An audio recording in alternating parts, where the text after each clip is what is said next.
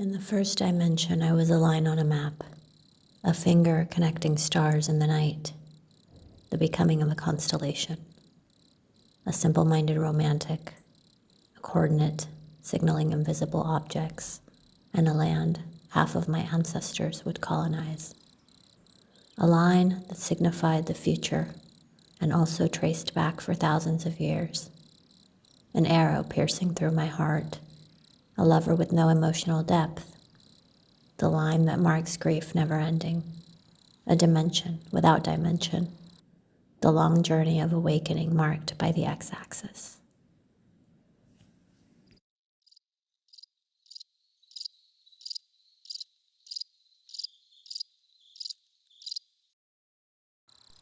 In the second dimension, I was a stone, polished by pain and masquerading as a crystal, or perhaps a crystal surviving as a stone. But the dimension was flat. I'm certain I could not distinguish volume, a pre-photographic image existing before technology. That is what I was. The fear kept me contained within the margins. A polished stone waiting for two hands to hold it tight during prayer, to press against your chest, to visualize the size of the ocean. A two-dimensional object of the earth, longing for the smell of mud, for a cave, a shaman, and a crone, for the fire burning in the pit and moving in the stars. A picture of a stone left by that fire burns slowly, fighting transformation. Soon it turns into a spiral of heat, and without intention, the destruction of the second dimension made me a pile of the past, tall and wide. In that state of apparent destruction, my third dimension was revealed, and we rejoiced in being a bundle of warm ash. The wind set us free in the third dimension. The certainty of form and the pull of gravity suspended as we land in the soil. A tree emerges. Rooted in material, we see our shadow clearly sketched in high contrast in the first dimension below the canopy. Seemingly complete, observed and experienced, felt as hunger and desire, the third dimension was evidence. For centuries, we catalogued animals and plants and theorized existence, divided what was meant for wholeness, holy. Modified earth and water, died and returned, on every occasion reaching beyond without ever stepping outside the triangulation of what we could see with limited perspective and little faith. Convincing others that status is ultimate value, that men must be followed, that this is the end. 10 cents is not our fortune.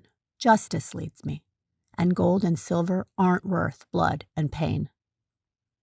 Melted, drying out under the sun after famine and betrayal, heating from the core, from the smoke, spinning in an ego of rain and thunder, pouring over cities, hitting the 3 dimensions of water with the 1-dimensional war. In the third dimension, we also found kinship and love for ourselves, for the other, friendship, laughter, and beauty, trees and flowers, heartbreak after true feeling, an embrace every time. Moisture in the air mixed with the scent of amber, a handshake of truth but distance, the weight of our body as we drag it back to comfort, the promise of care and action under the warm sun. We built a bridge from the third to the fourth dimension with our bare hands and forced labor, architecture and remembrance. As we made progress, the body started to age, finally aware of the relation between distance and movement. Liberated from the third space where we were beggars, clinging to the illusion of the past, we became an arrow and surpassed the horizontal target, only existing in the becoming, in the ever-becoming present. The past was duality. The earth is not flat. This is not the second dimension. We are here now. Other spaces await. From the fourth bridge, we looked out and found ripples reflecting in the difference between history and past, in the tearing of the paper that wrote our karmic contracts, the line that broke our self-sacrificing patterns, the burning of the binary paradigm, the dissolution of opinion, the emergence of truth, the integration of all that is in between, moving simultaneously. The fifth dimension found us at the speed of sound, yet becoming the speed of light, pouring into the lower grounds below caves and catacombs, and the deepest earth where our roots live, a watercourse of existence. We learn that the fifth dimension is not above, instead around and beyond, no hierarchy nor declaring its position, yet ever existing, deeper in the cosmos and the heat of the material world. Close your eyes. Open them when you get to the fifth dimension.